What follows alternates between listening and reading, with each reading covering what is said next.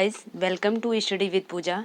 आज हम लोग डिस्कस करेंगे पृथ्वी की आंतरिक संरचना। यानी हमने पिछले लेक्चर में पृथ्वी का भूगर्भिक इतिहास और पृथ्वी का भूगर्भिक इतिहास हम लोगों ने पढ़ लिया था कि यानी भौगोलिक दृष्टि से पृथ्वी का जो भूगर्भिक इतिहास क्या है। फिर अब हम लोगों ने इरा, महाकल्प, युग, शक इसके बारे में अध्ययन कर लिया था।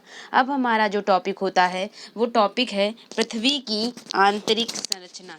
यानी आप अपनी कॉपी पर हेडिंग डाल सकते हैं कि अब आपका टॉपिक क्या है, पृथ्वी की आंतरिक संरचना। यानी पृथ्वी की आंतरिक संरचना कैसी है। अगर पृथ्वी जिस पर हम लोग रहते हैं तो हम लोग स्थल मंडल पर रहते हैं, तो स्थल मंडल पर यहाँ पर आप अगर ये पृथ्वी है, अगर आप जानते पृथ्वी जियोइड की आकृति की है, लेकिन अगर पृथ्वी को आकृति अगर गोलाकार माना जाए और उसका एक इस शेप में पृथ्वी को काटा जाए, अलग किया जाए और ये भाग काट कर अलग इस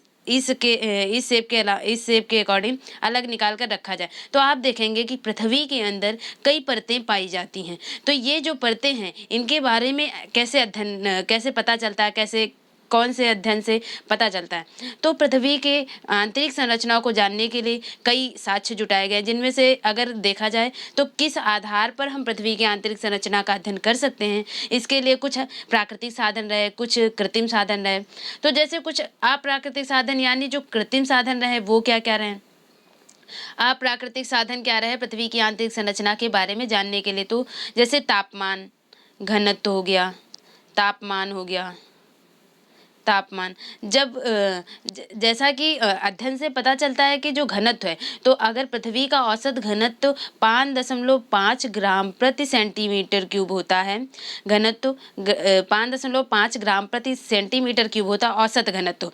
तो आप देखोगे कि ये जो घनत्व है वो पृथ्वी की, अगर हमने पृथ्वी को इस शेप में काटा था, यानी एक ट्रायंगुलर शेप में पृथ्वी का एक भाग काट कर अलग किया, तो हम देखेंगे कि जो क्रस्ट है वहाँ पर घनत्व कुछ पाया जा रहा है, यानी जो बाह्य परत है वहाँ पर घनत्व जो है वो 3 पाया जा रहा है, मध्य परत में 5 पाया जा रहा है, जबकि नीचे वाले भाग में यानी जो नीचे का भाग होगा वहाँ पर जो घनत्व है वो घनत्व 11 से 13.5 ग्राम प्रति सेंटीमीटर क्यूब पाया जा रहा है। यानी ऊपर से नीचे की ओर क्या हो रहा है, घनत्व बढ़ता जा रहा है।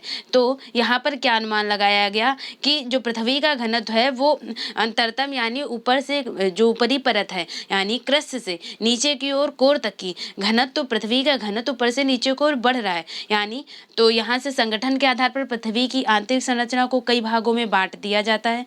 जैसे कि आपने देखा तापमान के आधार पर, ये तो था घनत्व के आधार पर अंतर देख लिया हमने, फिर जो अनुमान लगाया जा रहा, फिर तापमान के आधार पर क्या निष्कर्ष निकाला गया। तो तापमान के आधार पर निष्कर्ष निकाला गया कि सामान्य रूप से क्या होता है, सामान्य रूप से यही होता है कि 8 किलोमीटर तक पृथ्वी की गहराई में अगर 8 किलोमीटर प्रवेश करने पर क्या हो जाता है कि प्रत्येक 32 मीटर की गहराई पर क्या होता है, 1 डिग्री सेंटीग्रेड तापमान में वृद्धि हो जाती है। यानी तापमान क्या होता है, तापमान अगर आप देखोगे तो पृथ्वी की गहराई में जब आप प्रवेश करोगे तो प्रति 32 मीटर जब जाओगे, यानी 32 मीटर की गहराई पर 1 डिग्री सेंटीग्रेड तापमान में वृद्धि हो जाती है। परंतु जब ये जो वृद्धि है, ये वृद्धि 1 डिग्री सेंटीग्रेड तापमान में वृद्धि जो है वो गहराई के साथ साथ बढ़ती चली जाती है। लेकिन जैसे प्रथम 100 किलोमीटर की गहराई जाएंगे, पहले 100 किलोमीटर की गहराई, तो प्रत्येक 32 मीटर पर अगर 100 मीटर की गहराई जाएंगे, अगर पृथ्वी में प्रथम 100 किलोमीटर की गहराई में क्या होगा कि प्रत्येक किलोमीटर पर 12 सेंटीग्रेड की वृद्धि हो जाएगी। अगर आपसे देखा जाए कि आप देखो कि जैसे जैसे गहराई बढ़ती जा रही वैसे वैसे यहाँ पर क्या होगा, टेम्परेचर बढ़ता जाएगा। जैसे कि मैंने बोला कि जैसे पहले 8 किलोमीटर यानी प्रथम 8 किलोमीटर की गहराई तक जाओगे तो प्रत्येक 32 मीटर, यानी यहाँ पर क्या होगा, पहले जो प्रथम सामान्य रूप से 8 किलोमीटर तक क्या होगा, पृथ्वी की गहराई में प्रवेश करने पर क्या होगा कि प्रति 32 मीटर पर 1 डिग्री सेंटीग्रेड तापमान में वृद्धि हो जाती है। परंतु क्या होगा कि जब तापमान जो है गहराई के साथ साथ तापमान में वृद्धि हो जाती, लेकिन प्रथम जब 100 किलोमीटर तक की गहराई तक की जाओगे जाओगे। अगर प्रथम 100 किलोमीटर की गहराई में प्रत्येक किलोमीटर यानी प्रत्येक किलोमीटर में कितने डिग्री सेंटीग्रेड की वृद्धि हो जाती है, तो प्रथम 100 किलोमीटर की गहराई में प्रत्येक 1 किलोमीटर यानी प्रत्येक किलोमीटर पर कितनी 12 डिग्री सेंटीग्रेड की वृद्धि हो जाती है। समझ पा रहे होंगे आप कि 8 किलोमीटर की गहराई पर गए 8 किलोमीटर की गहराई तक प्रत्येक 32 मीटर पर 1 डिग्री सेंटीग्रेड की वृद्धि हो रही थी, लेकिन प्रथम जब 100 किलोमीटर की गहराई में प्रत्येक किलोमीटर पर 12 सेंटीग्रेड की वृद्धि हो रही है, और जब प्रथम 200 किलोमीटर यानी 300 किलोमीटर तक की, अगर 300 किलोमीटर तक की होती तो प्रत्येक किलोमीटर की गहराई पर क्या हो जाता है 2 डिग्री सेंटीग्रेड, प्रत्येक किलोमीटर की गहराई पर 2 डिग्री सेंटीग्रेड के तापमान में वृद्धि हो जाती है। यानी आपने देखा कि 8 किलोमीटर तक की प्रत्येक 32 मीटर पर 1 डिग्री सेंटीग्रेड वृद्धि हो रही है। प्रथम 100 किलोमीटर की गहराई में प्रत्येक किलोमीटर पर 12 डिग्री सेंटीग्रेड की वृद्धि हो रही है, और जो प्रथम 300 किलोमीटर की गहराई देखोगे उसके बाद पहले 8 किलोमीटर, फिर उसके बाद देखा 8 किलोमीटर के बाद प्रत्येक 100 किलोमीटर की गहराई पर प्रत्येक 100 किलोमीटर होगा, 100 किलोमीटर की गहराई में जो 1 किलोमीटर प्रत्येक 1 किलोमीटर पर 12 डिग्री सेंटीग्रेड की वृद्धि हो रही है। और फिर जब 100 किलोमीटर गहराई के बाद उसके बाद जब 300 किलोमीटर की गहराई पर जा रहे हैं तो प्रत्येक किलोमीटर पर कितने, प्रत्येक किलोमीटर पर 2 डिग्री सेंटीग्रेड की वृद्धि हो रही है। तो यहाँ से अनुमान लगाया जाता है कि पृथ्वी के जो आंतरिक भाग है यानी आंतरिक भाग जो है वो धीरे धीरे यानी आंतरिक भाग की ओर जाते हैं तो तापमान में वृद्धि होती जा रही है। फिर उसके बाद तीसरा निष्कर्ष क्या होता है, यहाँ से पहले आपने देखा घनत्व यानी कुछ ना कुछ पृथ्वी की परतों में अंतर तो है ही कि घनत्व जो है बीच में यानी औसत जो है 5.5 ग्राम प्रति घन सेंटीमीटर पाया जा रहा, बाहरी परत पर 3 पाया जा रहा, निचली परत यानी कोर पर 11 से 13 ग्राम प्रति घन सेंटीमीटर घनत्व पाया जा रहा है। तापमान भी देखा आपने कि ऊपर से नीचे की ओर तापमान भी बढ़ता जा रहा है। फिर उसके बाद हम लोग जो तीसरा निकालते हैं यानी घनत्व हो जाता है, तापमान हो जाता है, और उसके बाद कुछ निष्कर्ष निकलते हैं जैसे दबाव के आधार पर कैसे ज्ञात करते हैं। अगर दबाव के आधार पर देखा जाए तो दबाव भी क्या हो जाता है कि क्रोड जो कोर होती जो निचला यानी क्रस्ट मेंटल कोर, अभी आप पूरा सिनेरियो समझ जाएंगे जब आपको पूरा स्ट्रक्चर समझाया जाएगा। जैसे ये क्रस्ट मेंटल कोर होता है, ऊपर का क्रस्ट है, नीचे मेंटल है बीच में, और फिर नीचे कोर हो जाता है। तो कोर में क्या हो जाता है, कोर के जो घनत्व है, घनत्व तो ज़्यादा है, नीचे के क्या हो रहा है, घनत्व तो बढ़ता जा रहा है। आपने देखा पहले 3 है ऊपर की परत पे, फिर 5 है, फिर नीचे 11 से 13 घनत्व ग्राम प्रति सेंटीमीटर यानी घनत्व भी बढ़ रहा है, टेम्परेचर भी बढ़ रहा है। जब घनत्व तापक्रम बढ़ रहा है, दबाव भी नीचे की ओर बढ़ रहा है, तो क्या होगा, कोर में क्या होगा, अधिक घनत्व होगा। कोर में सबसे ज़्यादा घनत्व देखा 11 से 13, यानी अधिक घनत्व के संबंध में चट्टानों में क्या होएगा, भार और दबाव का भी संदर्भ इसी संदर्भ में भी लिया जाएगा, यानी दबाव बढ़ने से घनत्व बढ़ता है। आप क्या देखेंगे कि दबाव बढ़ेगा तभी घनत्व बढ़ रहा है, यानी तो यहाँ पे दबाव ज़्यादा होगा निचले। तो इस आधार पर जो अंतर यानी इस आधार पर जो अनुमान लगाया जाता है पृथ्वी की आंतरिक संरचना के बारे में। ये तो थे कृत्रिम साधनों के माध्यम से, यानी हम घनत्व का अध्ययन करें, तापमान का अध्ययन करें, और दबाव का अध्ययन करें तो हम पृथ्वी की आंतरिक संरचना के बारे में जान सकते हैं। फिर जो कुछ परिकल्पनाएं दी गई थी, जैसे आपने देखा था इससे पहले वाले लेक्चर में, जैसे चैम्बरलिन की ग्रहण परिकल्पना। तो चैम्बरलिन की ग्रहण परिकल्पना ये क्या थे, पृथ्वी की उत्पत्ति से संबंधित कुछ साक्ष्य जो लिए गए थे, अगर उनसे अनुमान लगाया जाए कि पृथ्वी की आंतरिक संरचना कैसी है, तो जैसे चैम्बरलिन की ग्रहण परिकल्पना थी, तो चैम्बरलिन की जो ग्रहण परिकल्पना के अनुसार इन्होंने बताया कि पृथ्वी का जो निर्माण है वो ठोस ग्रहण से एकत्रित हुआ, यानी चैम्बरलिन की ग्रहण परिकल्पना के अनुसार पृथ्वी क्या होगी, ठोस होगी। फिर दूसरा निष्कर्ष लिया जाए, दूसरा साक्ष्य, तो जेम्स जीन्स की ज्वारीय परिकल्पना, जेम्स जीन्स की ज्वारीय परिकल्पना।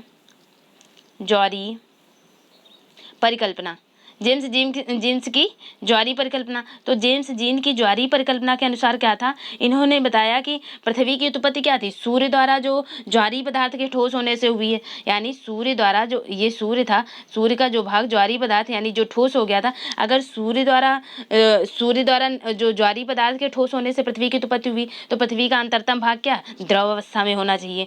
तो अगर आपसे क्वेश्चन कैसे बनता है, जेम्स जीन्स की ज्वारीय परिकल्पना के अनुसार पृथ्वी का अंतरतम क्या है? पृथ्वी का अंतरतम द्रव अवस्था में होना चाहिए। अगर दूसरा क्वेश्चन बनता है, जैसे चैम्बरलिन आपको बताया, तो चैम्बरलिन की ग्रहाणु परिकल्पना के अनुसार जो पृथ्वी का निर्माण है, पृथ्वी का निर्माण किसके एकत्र होने से हुआ? तो चैम्बरलिन के अनुसार है, चैम्बरलिन के अनुसार ठोस ग्रहाणु से हुआ, यानी पृथ्वी ठोस होनी चाहिए। और जेम्स जीन की ज्वारीय परिकल्पना के अनुसार पृथ्वी का अंतरतम द्रव अवस्था में होना चाहिए। और लाप्लास की जो निहारिका परिकल्पना थी, यानी लाप्लास की निहारिका परिकल्पना के अनुसार, लाप्लास की निहारिका परिकल्पना के अनुसार, तो इनके अनुसार जो था कि पृथ्वी का आंतरिक भाग जो क्या हो, वो गैसीय अवस्था में होना चाहिए, गैसीय अवस्था में होना चाहिए। तो फिर उसके बाद निष्कर्ष क्या निकाला गया? उक्त विचारधाराओं से क्या निष्कर्ष निकला कि जो आंतरिक संरचना है, वो आंतरिक संरचना के बारे में कोई सही निष्कर्ष नहीं निकल पाया। यानी ग्रहाणु परिकल्पना कह रही है, चैम्बरलिन की ग्रहाणु परिकल्पना की पृथ्वी ठोस है, और फिर ज्वारीय परिकल्पना कह रही है कि पृथ्वी का अंतरतम भाग जो है द्रव है, और लाप्लास की निहारिका परिकल्पना के अनुसार आंतरिक भाग गैस है। तो क्या निष्कर्ष निकाला जाए, ठोस है कि द्रव है कि गैस है? यानी सही साक्ष्य प्रस्तुत नहीं हो पाए इन साक्ष्यों से।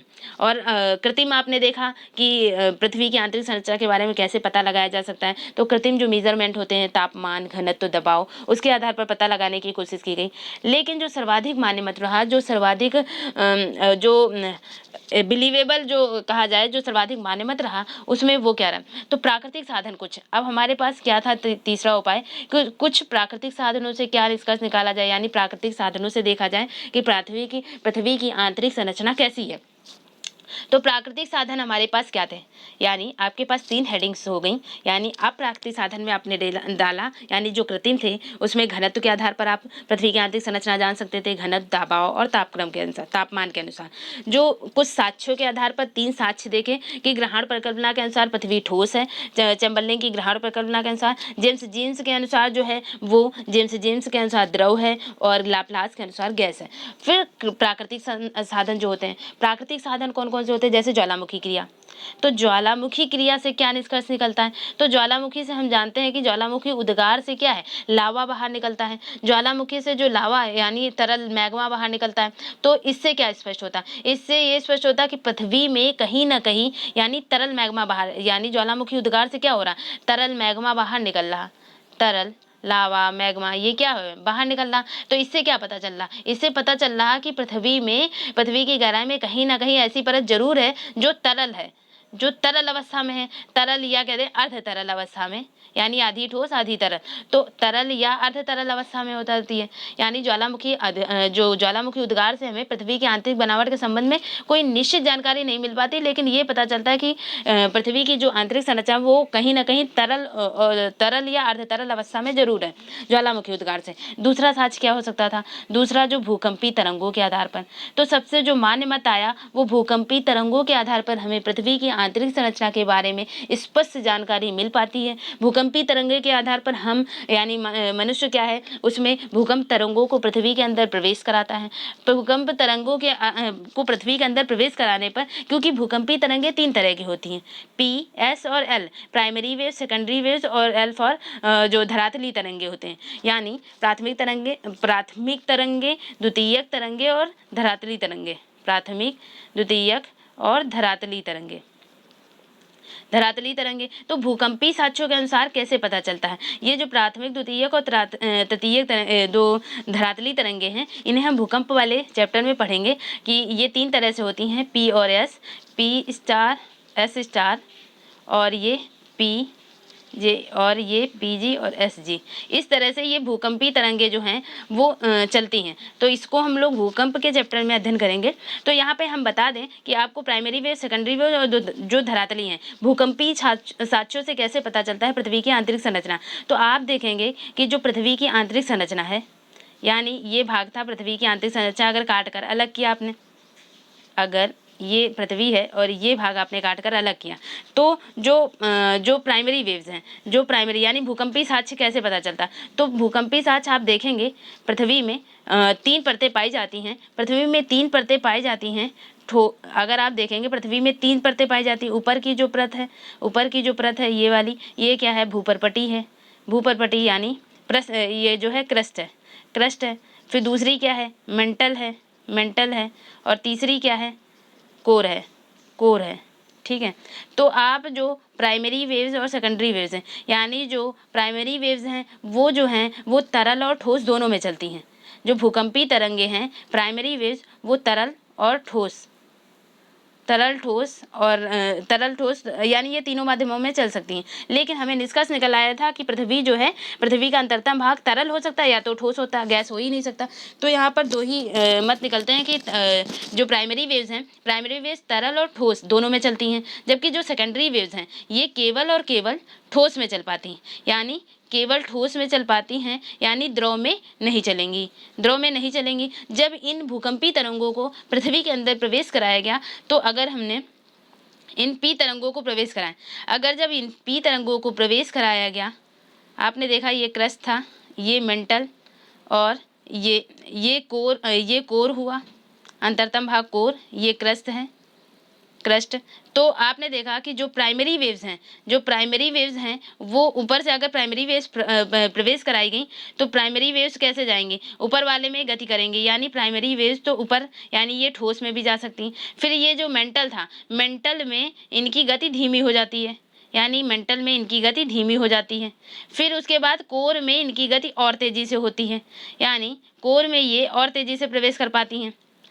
तो आप देखेंगे कि जो ये भूकंपी तरंगों के आधार पर जो साक्ष्य निकले, यानी जो प्राइमरी वेव्स थी वो प्राइमरी वेव्स यानी ये क्रस्ट में, तो क्रस्ट में गति करती रहती हैं, क्रस्ट में गति कर रही हैं। और उसके बाद मेंटल में इनकी गति धीमी हो जा रही है, इनकी गति धीमी हो जा रही है मेंटल में।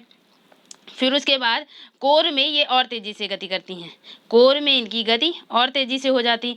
तो प्राइमरी वेव्स ठोस और तरल दोनों में, यानी कि इससे ये निष्कर्ष निकला कि पृथ्वी का जो आंतरिक भाग है वो ठोस भी है और तरल भी है। फिर उसके बाद जब सेकेंडरी वेव्स को प्रवेश कराया गया, यानी एस तरंगों को प्रवेश कराया गया, तो एस तरंगें जब प्रवेश कराई गई, एस तरंगें जब प्रवेश कराई गई तो वो पहले क्रस्ट में तो प्रवेश कर गई, क्योंकि जो सेकेंडरी वेव्स हैं वो केवल ठोस में प्रवेश कर सकती हैं। इसलिए वो मेंटल जो था, ये मेंटल जो है यानी बीच का भाग जो है वो द्रव अवस्था में होने के कारण इसमें सेकेंडरी वेव्स प्रवेश नहीं कर पाती हैं। और फिर उसके बाद जो अंतरतम कोर है वहाँ पर फिर प्रवेश करती हैं ये तरंगे, यानी ये जो तरंगे हैं एस तरंगे वो क्रस्ट में गई, एस तरंगे जो हैं क्रस्ट में गई और मेंटल में नहीं गई और कोर में गई, यानी दो भागों में गई, यानी दो भाग जो है वो ठोस हैं। इससे क्या निष्कर्ष निकाला गया, क्रस्ट यानी ऊपरी परत और जो कोर यानी निचली परत वो ठोस अवस्था में है, जबकि जो बीच की है मेटल है वो मेटल में वो द्रव अवस्था में है। तो यानी जो भूकंपी तरंगों के आधार पर निष्कर्ष निकाला गया कि क्योंकि इन तरंगों के भ्रमण पथ के आधार पर यह निष्कर्ष निकाला जा रहा है कि ये तरंगे विचलित हो जा रही हैं, यानी मेंटल में प्रवेश नहीं कर पा रही हैं सेकेंडरी वेव्स, और सेकेंडरी वेव्स केवल ठोस में प्रवेश कर पाती हैं, यानी यहाँ पे ठोस भाग नहीं है, ठोस नहीं है यानी द्रव अवस्था में है, इसलिए ये सेकेंडरी वेव्स मेंटल में प्रवेश नहीं कर पाई हैं। तो इस आधार पर ये भूकंपी तरंगे सबसे सटीक मत जो प्रस्तुत करती हैं वो भूकंपी तरंगों के आधार पर प्रस्तुत किया जाता है। तो ये तो था भूकंपी साक्ष्यों के आधार पर पृथ्वी की आंतरिक संरचना के बारे में जानकारी मिलना।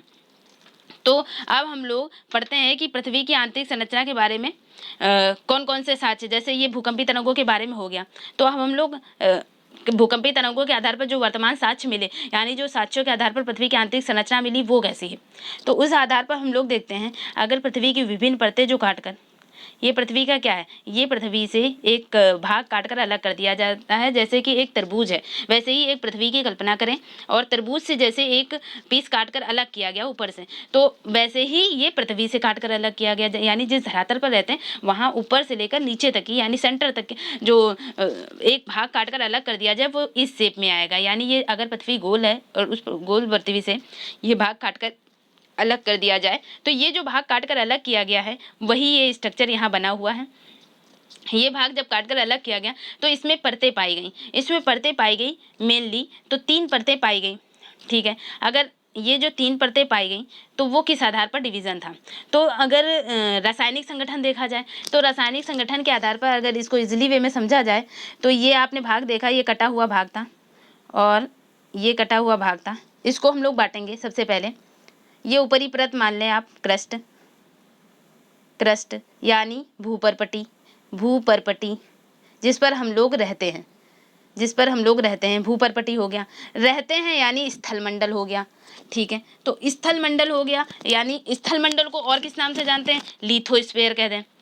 यानी देखिए आप क्वेश्चन कितने बनने कि जिस भाग पर हम रहते हैं, पृथ्वी की ऊपरी परत को क्या कहते हैं, क्रस्ट कहते हैं। क्रस्ट पर किस गैस की अधिकता हो जाती है, यानी पृथ्वी पर कौन सी गैस अधिक पाई जाती है, ऑक्सीजन की अधिकता होती है।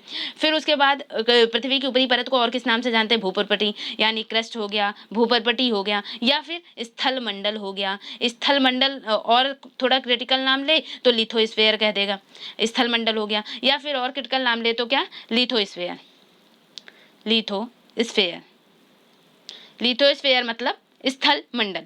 तो इसकी गहराई कितनी है, इसकी गहराई यानी क्रस्ट की जो गहराई है वो क्रस्ट की गहराई हर जगह समान नहीं है। यानी ऐसे तो जो 0 से 30 किलोमीटर गहराई तक का जो क्षेत्र है वो भूपर्वती यानी क्रस्ट कहलाता है। क्रस्ट की मोटाई कितनी कही जाती है, क्रस्ट की मोटाई 0 से 30 किलोमीटर तक ही है।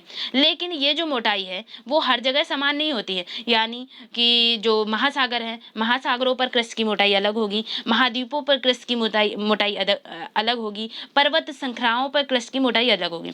समझ पा रहे होंगे आई होप कि देखिए पृथ्वी है, पृथ्वी से एक भाग काटकर ये अलग कर दिया गया है, और अलग करने पर जो ऊपरी परत है, ऊपरी मोटाई है भूपर्वती की, जिस पर हम लोग रह रहे हैं, उसकी ऊंचाई 0 से 30 किलोमीटर तक है। लेकिन यही जब भाग पर्वत, जैसे पर्वतीय इलाका है, पर्वतीय इलाके में से ये भाग काटकर अलग किया जाए, यानी ऊपर से नीचे का ये भाग काटकर अलग किया जाए, तो वहां पर क्रस्ट की मोटाई कुछ होगी, यानी वहां पर क्रस्ट की मोटाई थोड़ी ज्यादा होगी। पर्वतीय श्रृंखलाओं में क्रस्ट की मोटाई कितनी होती है, पर्वतीय श्रृंखलाओं में क्रस्ट की मोटाई 70 से 100 किलोमीटर तक की होती है।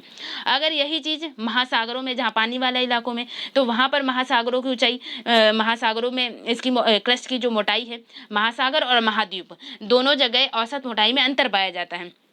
यानी महासागरों के नीचे इसकी मोटाई जो होती है 5 किलोमीटर तक की होती है, और महाद्वीपों के नीचे 0 से 30, हम लोग जहाँ देख रहे हैं महाद्वीप पर हम लोग रह रहे हैं, एशिया कॉन्टिनेंट या कहीं का भी, पृथ्वी तो यानी जो ठोस भाग है यानी स्थल मंडल है, स्थल मंडल पर यानी महाद्वीपों पर 0 से 30 किलोमीटर। महासागर होता तो जो 5 किलोमीटर गहराई तक की क्रस्ट की मोटाई पाई जाती, और पर्वत श्रृंखलाएं होती, यानी पर्वत श्रृंखलाओं पर क्रस्ट की मोटाई क्या हो रही है, 70 से 100 किलोमीटर। आई होप आप समझ गए होंगे, 70 से 100 किलोमीटर तक की गहराई तक की जो भूपर्वती है यानी क्रस्ट की मोटाई पाई जा रही है। तो ये तो हुआ क्रस्ट की मोटाई के बारे में, यानी आपने देखा क्रस्ट, ऊपरी भाग डाला और ये पार्ट अलग किया, यानी एक परत अलग हुई, वो क्रस्ट थी। यानी इसकी कल्पना आप करें, एक प्याज लें, एक प्याज की ऊपर के छिलके निकाल दें 2-3, तो वो जो 2-3 छिलके निकाले वो क्रस्ट की मोटाई मान लें। और फिर जो बीच जो फिर उसके बाद लेयर मिलेंगी, तो लेयर मिलेंगे जो बीच की लेयर हुई उनको मेंटल कह दें, मेंटल। और जो नीचे की बिल्कुल इनर पार्ट वो कोर हो गई, कोर, यानी क्रस्ट, मेंटल, कोर। पृथ्वी की 3 परतें, क्रस्ट, मेंटल, कोर। और हिंदी में इसको क्या कहेंगे, भूपर्वती। मेंटल को मेंटल ही कहते हैं या प्रवाल कह देते हैं, ठीक है। इसको भूपर्वती, भूपर्वती, और मेंटल को प्रवाल, प्रवाल। और जो कोर है, कोर को क्रोड, क्रोड कह देते हैं हिंदी में, क्रोड, ठीक है। तो क्रस्ट, मेंटल, कोर। आपने देखा क्रस्ट की मोटाई कितनी है, 0 से 30 किलोमीटर। ये कहाँ की है, ये स्थल मंडल, यानी ये जो 0 से 30 किलोमीटर ऊंचाई है, ये जो है महाद्वीपों के स्थान पे है। महासागरों में क्रस्ट की मोटाई क्या है, 5 किलोमीटर तक की औसत मोटाई। और जो पर्वतीय श्रृंखलाएं हैं, पर्वतीय श्रृंखलाओं पर क्रस्ट की मोटाई क्या है, जो 70 से 100 किलोमीटर तक की मोटाई है। तो ये तो क्रस्ट की मोटाई हुई। फिर क्रस्ट के बाद अगर दूसरा पार्ट जो है मेंटल है, मेंटल है यानी इसको प्रवाल भी कह रहे हैं। ऊपर वाले भाग को, क्रस्ट को क्या कह रहे थे, लिथोस्फीयर, लिथोस्फीयर यानी स्थल मंडल। स्थल मंडल जो मानी गई, तो इसकी गहराई कितनी मानी गई है, यानी जब पूरा स्थल मंडल कह देते हैं तो स्थल मंडल में इसकी गहराई 100 से यानी 10 से 200 किलोमीटर गहराई तक की स्थल मंडल। मंडल में 3 बांटेंगे, स्थल मंडल, पायरोस्फीयर कहते हैं, यानी लिथोस्फीयर, पायरोस्फीयर और बैरिस्फीयर। बैरिस्फीयर तो स्थल मंडल, पायरोस्फीयर और बैरिस्फीयर। इसको भी मैं बता रही हूँ, ये तो हुई क्रस्ट, मेंटल, कोर। अगर मैं इसको पहले लिथोस्फीयर, बैरिस्फीयर इसको बता देती हूँ ताकि आप कंफ्यूज ना हो कि अगर इस प्रॉपर्टी के 3 नाम, अगर इसको सिर्फ भूकंपीय आधार पर 3 मंडल बताए गए हैं, यानी 3 मंडल कौन से हैं, आप दो संरचनाएं देखेंगे। अभी जो क्रस्ट मेंटल कोर जो बताना है टॉपिक वो तो बता ही रहे हैं। ये जो 3 मंडल बताए गए हैं, अगर आपसे कहा जाए कि पृथ्वी को 3 मंडल के अकॉर्डिंग बांटें, तो पृथ्वी की आंतरिक संरचना को 3 मंडल के हैं। वो 3 मंडल कौन कौन से हैं? तो ऊपरी मंडल को कहते हैं स्थल मंडल या लिथोस्फीयर कहते हैं। इसकी लिथोस्फीयर की ऊंचाई आपसे पूछी जाए, लिथोस्फीयर की मोटाई या गहराई कितनी होती है? 10 से 200 किलोमीटर। ओके, ये हो गया स्थल मंडल। फिर उसके बाद दूसरा क्या होता है? दूसरा जो होगा उसको कहेंगे पायरोस्फीयर। पायरोस्फीयर पायरोस्फीयर पायरोस्फीयर ये इंग्लिश में भी यही नाम है, जैसे कि स्थल मंडल को इंग्लिश में लिथोस्फीयर कह रहे थे, जबकि जो पायरोस्फीयर है इसको इंग्लिश में भी पायरोस्फीयर ही कहेंगे। इस पायरोस्फीयर को मिश्रित मंडल कह रहे हैं। मिश्रित मंडल। आपने भूकंपीय तरंगों के आधार पर देखा कि जो प्राइमरी वेव्स हैं, प्राइमरी वेव्स जो प्राथमिक तरंगे हैं, वो ठोस में ज़्यादा तेज से गति कर रही हैं, और जो तरल यानी मेंटल जो था, ये मेंटल ही तो है। पायरोस्फीयर क्या है? वो मेंटल वाला भाग है। मेंटल वाला भाग है यहाँ पर, यानी तरल अवस्था में। तो ठोस और तरल का मिश्रित रूप, यानी तो इसको क्या कहा जा रहा है? मिश्रित मंडल कहा जा रहा है। पायरोस्फीयर को क्या कहा जा रहा है? मिश्रित मंडल। इसकी गहराई कितनी है? इसकी गहराई 100 से 2880 100 से 2880, यानी आपने देखा 0 से 200 किलोमीटर तक लिथोस्फीयर में आ रहा था, लेकिन पायरोस्फीयर में लिथोस्फीयर के नीचे का भाग और जो मेंटल का भाग है, यानी 100 से 2880 किलोमीटर की गहराई क्या कहलाती है? पायरोस्फीयर कहलाती है। जो इसका निर्माण किससे होता है? इसका निर्माण बेसाल्ट चट्टानों से हुआ, बेसाल्ट बताया जाता है। इसका घनत्व कितना होता है? तो 5.6 ग्राम प्रति घन सेंटीमीटर, क्योंकि औसत घनत्व पृथ्वी का 5.5 ग्राम प्रति घन सेंटीमीटर है, वैसे ही इसका घनत्व जो है 5.6 ग्राम प्रति घन सेंटीमीटर होता है। फिर निचली परत क्या कहलाती है? बायोस्फीयर। बैरीस्फीयर, एक सेकंड, बैरीस्फीयर। निचली परत क्या कहलाएगी? बैरीस्फीयर।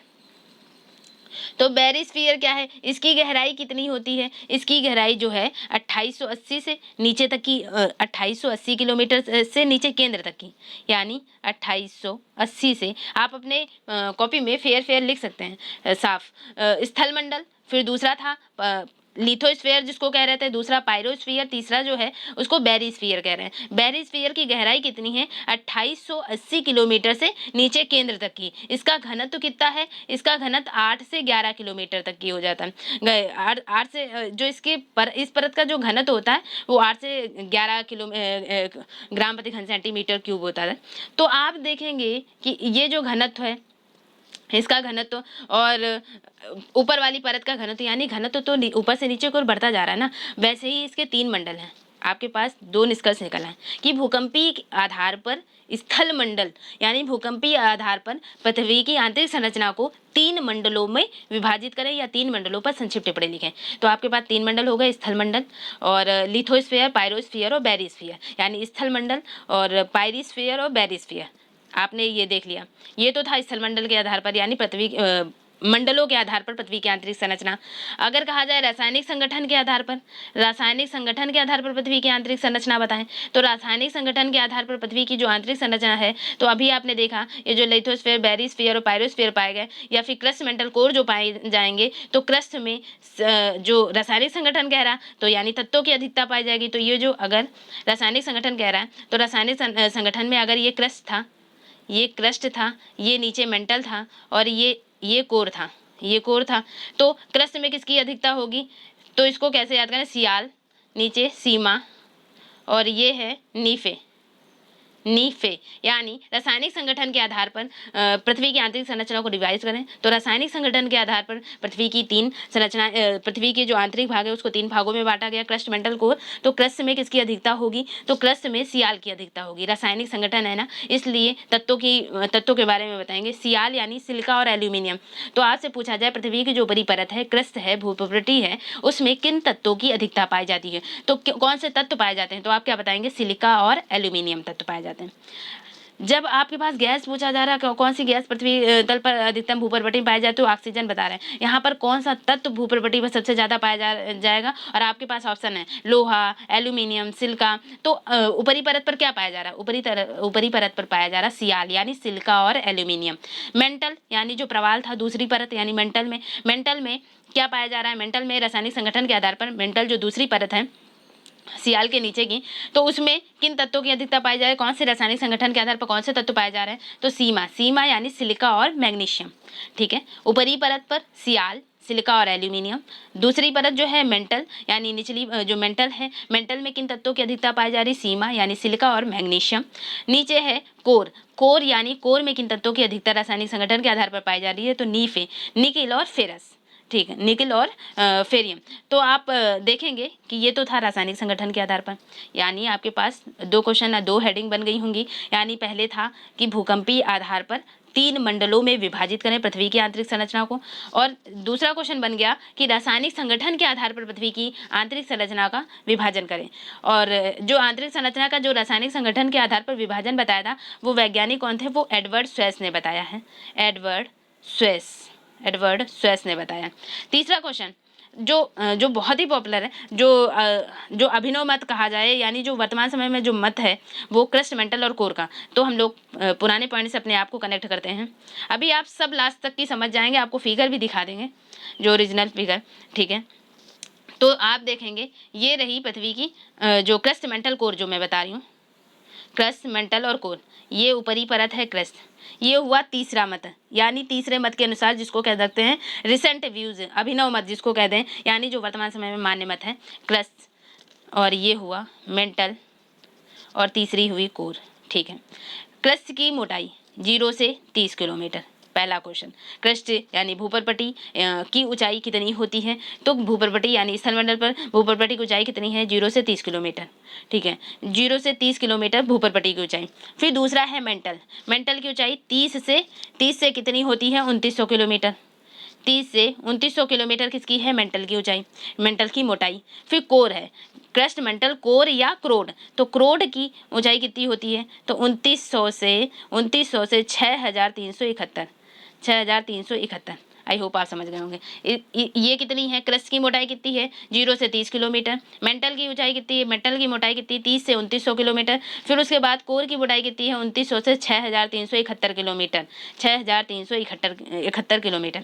फिर उसके बाद जो क्रस्ट है, यानी अगर ये है यहाँ से क्रस्ट यानी भूपर्वटी से कोई चीज़ भेजी जा रही है या कोई तरंग भेजी जा रही, कुछ भी है, तो ऊपर से यानी जैसे हम लोग पढ़ते हैं कि कोई वेव है, कोई तरंग है, जैसे उसमें फिजिक्स में पढ़ा जाता है, जैसे कि वायु से कांच में कोई तरंग प्रवेश कराई जा रही है। कोई भी आपतित किरण, परावर्तित किरण वाला आप चैप्टर याद करें, रिमेंबर करें कि कोई भी तरंग है जो है वो वायु से कांच में प्रवेश कराई जा रही है, तो उसके जो वो क्या होगा, अपने भ्रमण पथ में क्या होगा, वो जो है उसका, जैसे कोई भी आपतित किरण है या फिर कोई भी है, तो वायु से जब कांच में प्रवेश कराई, वायु से कांच में प्रवेश कराई जाती है। वायु से कांच में प्रवेश कराने पर क्या होगा, अभिलंब की ओर झुक जाती है, यानी सघन, विरल से सघन में प्रवेश कराई जा रही है, एक माध्यम से दूसरे माध्यम में, यानी वायु से कांच में, यानी एक माध्यम से दूसरे माध्यम में प्रवेश कराई जा रही है। तो वहां पर क्या हो जा रहा है, जो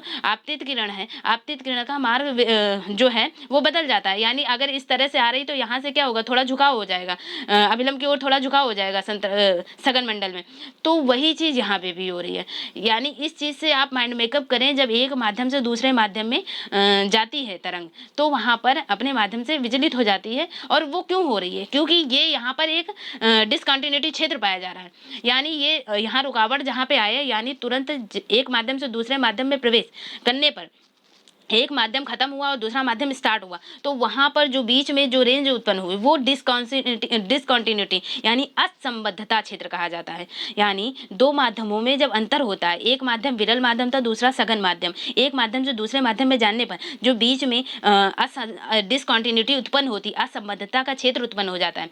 तो यहाँ पर मैं वही समझाने जा रही हूँ कि क्रस्ट से एक परत से दूसरी परत, यानी क्रस्ट से मेंटल में प्रवेश करने पर डिसकंटिन्यूटी का क्षेत्र होगा, यानी असंबद्धता असंबद्धता उत्पन्न हो जाएगी एक परत से दूसरी परत, क्योंकि क्रस्ट थी पूरी तरह से ठोस और मेंटल जो है उसमें वो तरल अवस्था में है, मेंटल तरल अवस्था में है और क्रस्ट ठोस अवस्था में थी। एक माध्यम से दूसरे माध्यम में जाने पर आपने देखा प्राइमरी वेव्स और सेकेंडरी वेव्स, यानी जो भूकंपी तरंगे जा रही थी, भूकंपी तरंगों में जो प्राइमरी वेव्स थी वो ठोस और द्रव तीनों अवस्थाओं में जा रही थी, लेकिन ठोस में उसकी गति तेज थी और उसके बाद द्रव में उसकी कम हो गई और कोर में और ज़्यादा हो जाती है। यानी ये ठोस है और क्रस्ट भी ठोस है, लेकिन मेंटल तरल अवस्था में थी। भूकंपी तरंगों से पता चला। तो जब एक माध्यम से दूसरे माध्यम में जा रही है तो डिसकंटिन्यूटी का कुछ क्षेत्र उत्पन्न होगा, जिसको क्या कहते हैं, असंबद्धता कहा जाता है। तो जो असंबद्धता है, यानी क्रस्ट और मेंटल के बीच कोई असंबद्धता उत्पन्न होगी, जो क्रस्ट और मेंटल के बीच असंबद्धता उत्पन्न हो जाती है उसको क्या कहेंगे, उसको मोहो असंबद्धता कहा जाता है। क्रस्ट और मेंटल के बीच जो असंबद्धता उत्पन्न होगी, मोहो वैज्ञानिक है, मोहो वैज्ञानिक ने बताया, यानी तो इसको क्या कहा गया, मोहो असंबद्धता कहा जाता है। आई होप आप समझ पा रहे होंगे। ठीक है, तो ये था क्रस्ट और ये हुआ मेंटल और ये हुआ कोर। तो क्रस्ट और मेंटल के बीच एक असंबद्ध क्षेत्र उत्पन्न हो गया, जिसको क्या कहा गया, मोहो असंबद्धता। मोहो असंबद्धता। इसी तरह से मेंटल से कोई वेव प्रवेश कराने से कोर में जाने से पहले मेंटल और कोर के बीच एक असंबद्धता क्षेत्र उत्पन्न होगा, जिसको क्या कहेंगे, मेंटल और कोर को दो पार्टों में है, आउटर कोर और इनर कोर। तो मेंटल और आउटर कोर के मध्य जो असंबद्ध क्षेत्र उत्पन्न हुआ उसे क्या कहेंगे, उसे कहेंगे गुटेनबर्ग असंबद्धता। गुटेनबर्ग असंबद्धता, गुटेनबर्ग असंबद्धता। और आउटर कोर और इनर कोर के मध्य जो असंबद्धता उत्पन्न हो गई उसको क्या कहेंगे, लेहमैन असंबद्धता। लेहमैन असंबद्धता। ठीक है, तो क्रस्ट की मोटाई आपने देखा 0 से 30 थी, मेंटल की 30 से 2900 किलोमीटर की थी और कोर की जो थी 2900 से 6371 किलोमीटर की गहराई थी। ठीक है, मोटाई थी। उसमें से क्रस्ट और मेंटल के बीच जो असंबद्ध क्षेत्र उत्पन्न हुआ उसे मोहो असंबद्धता कह रहे हैं। मेंटल से जो मेंटल और ऊपरी कोर के मध्य, यानी आउटर कोर और मेंटल के मध्य जो असंबद्धता उत्पन्न हुई उसे गुटेनबर्ग असंबद्धता कह रहे हैं। आउटर कोर और इनर कोर के मध्य, ये इनर है नीचे वाला और ये आउटर है, तो आउटर कोर और इनर कोर के मध्य जो असंबद्धता उत्पन्न हुई उसे लेहमैन असंबद्धता कह रहे हैं। ठीक है, फिर उसके बाद जो क्रस्ट है, क्रस्ट में भी एक जो परत है वो जो इसकी मोटाई है, यानी क्रस्ट में भी एक असंबद्धता, यानी क्रस्ट को भी अभी दो पार्टों में डिवाइड करेंगे। ठीक है, तो आपने देखा ये तो हुई क्रस्ट मेंटल और कोर, जिनमें असंबद्ध क्षेत्र उत्पन्न हो गया, उन्हें कह रहे हैं मोहो असंबद्धता, गुटेनबर्ग असंबद्धता और लेहमैन असंबद्धता। तो क्रस्ट में जो ऊपरी क्रस्ट और निचली क्रस्ट होगी, अब क्रस्ट को भी दो भागों में बांट दो, मेंटल को भी दो भागों में बांट दो और कोर को भी दो भागों में बांट दो। अगर आपने देखा क्रस्ट मेंटल कोर, तो क्रस्ट को दो भागों में बांट दिया, यानी अभी तो हमने देखा एक क्षेत्र से दूसरे क्षेत्र में, यानी क्रस्ट से मेंटल में प्रवेश कर रही है, लेकिन जो पृथ्वी की मोटाई है स्थल मंडल, यानी ऊपर में कुछ हो गई और फिर ऊपरी, यानी इसको क्या करेंगे, अपर क्रस्ट और निचली को लोअर क्रस्ट, यानी क्रस्ट को दो भागों में बांट दिया। जब क्रस्ट को दो भागों में बांटा तो जो असंबद्धता यहाँ पर उत्पन्न हुई क्रस्ट को दो भागों में बांटने पर, तो उसको क्या कह रहे हैं, कोनराड असंबद्धता। कोनराड असंबद्धता, कोनराड असंबद्धता। फिर आपने देखा मोहो तो बटी हुई थी, मोहो असंबद्धता यानी अपर जो लोअर क्रस्ट और अपर मेंटल के मध्य मोहो असंबद्धता थी। फिर मोहो असंबद्धता के बाद अपर मेंटल और निचले मेंटल यानी लोअर मेंटल के मध्य कोई असंबद्धता होगी, तो अपर मेंटल और लोअर मेंटल के बीच जो असंबद्धता उत्पन्न हुई उसे क्या कह रहे हैं, रेपेटी असंबद्धता। रेपेटी असंबद्धता। लिखते जाएं, आप समझ जाएंगे। ये ठीक है, ये क्रस्ट था मेंटल, ये देखिए ये क्रस्ट में एक परत, यानी क्रस्ट को भी दो भागों में बांट दिया। जब क्रस्ट को दो भागों में बांटा तो ये जो रेंज है इसको कोनराड असंबद्धता कह रहे हैं। कोनराड असंबद्धता, ये थी क्रस्ट। और फिर दूसरी थी मेंटल, मेंटल को भी दो भागों में, यानी जो जब क्रस्ट खत्म हो रही है, यानी ये क्या हुई, लोअर क्रस्ट और ये हुई अपर मेंटल। अपर मेंटल, तो लोअर क्रस्ट अपर मेंटल के बीच जो असंबद्धता थी वो मोहो असंबद्धता। मोहो, फिर मोहो को भी मेंटल को दो भागों में बांटा, मेंटल को दो भागों में बांटा, तो मेंटल को जब दो भागों में बांटा तो अपर मेंटल हो गया और लोअर मेंटल हो गया। तो अपर मेंटल यानी अपर मेंटल और लोअर मेंटल के बीच जो असंबद्धता उत्पन्न हुई उसको क्या कह रहे हैं, रेपेटी असंबद्धता। रेपेटी असंबद्धता। फिर लोअर मेंटल हो गया, आउटर कोर हो गया। ये नीचे कोर था, ये कोर था, तो आउटर कोर है, ये आउटर कोर है, नीचे वाला इनर कोर है। तो अगर आपके पास फिर लोअर मेंटल और आउटर कोर के मध्य जो असंबद्धता उत्पन्न हुई उसे क्या कह रहे हैं? गुटेनबर्ग असंबद्धता। फिर आउटर कोर और इनर कोर के मध्य जो असंबद्धता उत्पन्न हुई उसे क्या कहेंगे? लेहमैन असंबद्धता। तो आपने देखा कि पहले तो 3 पार्ट आपको याद करने की आप कैसे याद कर पाएंगे? तो पहले कोई भी भूप्रपटी है, कोई भी मतलब पृथ्वी की आंतरिक संरचना काटा एक शेप में, और इस शेप में जब काट कर अलग किया आपने, तो आपने देखा कि 3 परतें पहले मोटे मोटे पार्ट में बांटा, 3 परतों में, क्रस्ट, मेंटल और कोर। क्रस्ट से मेंटल में प्रवेश करने पर एक असंबद्ध डिसकंटिन्यूटी का क्षेत्र उत्पन्न हुआ जिसे मोह असंबद्धता कहा गया। फिर मेंटल और आउटर कोर के मध्य एक असंबद्ध क्षेत्र उत्पन्न हुआ जिसे गुटेनबर्ग असंबद्धता कहा गया। फिर आउटर कोर और इनर कोर के मध्य एक असंबद्ध क्षेत्र उत्पन्न हुआ जिसे लेहमैन असंबद्धता कहा गया।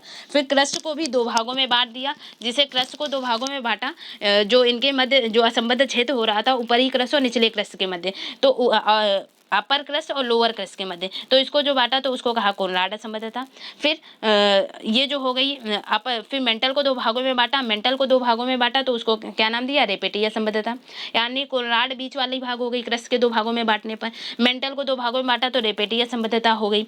और मेंटल के बाद जो ये लोअर मेंटल और आउटर कोर के मध्य गुटेनबर्ग असंबद्धता थी, और Gutenberg outer core inner core के मध्य लेहमैन असंबद्धता हो गई। आई होप आप समझ गए होंगे। क्रस्ट की मोटाई 0 से 30, मेंटल की 30 से 2900, और मेंटल से कोर के बीच 2900 से 6371। लेकिन जब कोनराड बांटा यानी दोनों के बीच असंबद्ध क्षेत्र, तो क्रस्ट यानी जो क्रस्ट की 0 से 30 किलोमीटर गहराई थी, तो यहाँ से गहराई में भी अंतर होगा, तो ऊपरी क्रस्ट और निचली परत के मध्य जो अंतर हुआ, यानी यहाँ पे क्रस्ट की मोटाई जो है वो क्रस्ट की मोटाई 0 से 30 लेते हैं, 0 से 30 क्रस्ट की मोटाई। लेकिन जो मेंटल है यानी 0 से 30 लेते हैं। अगर मैं इसका कलर चेंज कर दूं, अगर जो क्रस्ट की जो मोटाई है वो 0 से 30 है, 0 से 30 है। लेकिन जो मेंटल है वो 2 भागों में बट गई। मेंटल के 2 भागों में ऊंचाई इसकी जो मापते हैं वो 30 से 200, अपर मेंटल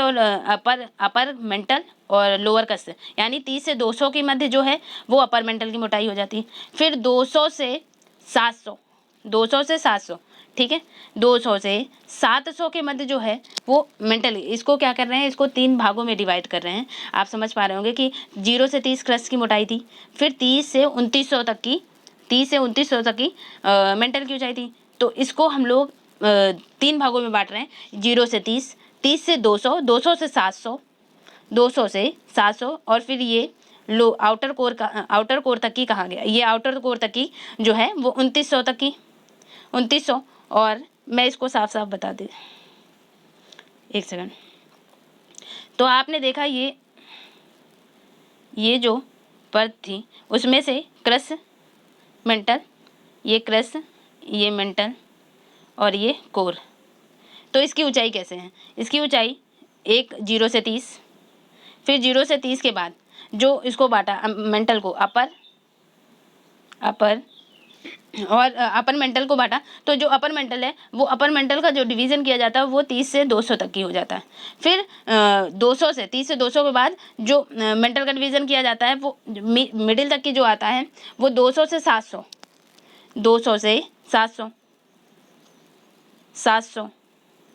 ठीक है। मैं आपको इसको बिल्कुल फिगर से अच्छे से समझाना चाह रही हूँ। एक सेकंड, नेक्स्ट फिगर दिखा देती हूँ। आप यहाँ देख पा रहे होंगे, यहाँ पर आप देख पाएंगे, आपको मैंने सारी चीज़ें बता दी हैं। इसमें सिर्फ आप कल्पना अच्छी कर पाएंगे कि आपने सारी चीज़ें समझ ली। ये देखिए एस्टेनोस्फीयर कहा गया, यानी लिथोस्फीयर आपने देखा, लिथोस्फीयर देखा, ये देखिए लिथोस्फीयर, यानी स्थल मंडल को लिथोस्फीयर कहा जाता है। और पहली परत लिथोस्फीयर के बाद दूसरा जो था, यानी मेंटल को क्या कहा गया था?